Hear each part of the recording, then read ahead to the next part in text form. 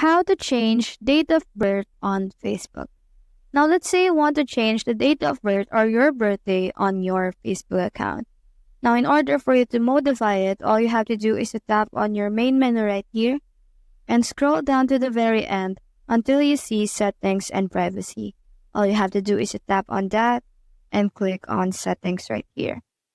Once you're on your settings, all you have to do is to tap on Account Center right here and scroll down until you find Personal Details right here. You just have to tap on that and click on Birthday right here.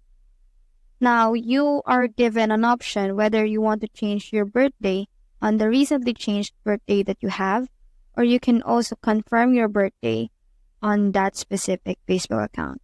You can edit the birthday right here by tapping on edit icon right here. Now, after editing, you can just pretty much save it so that it will automatically be saved as your date of birth or your birthday. So that's how to change date of birth on Facebook. Hope we help.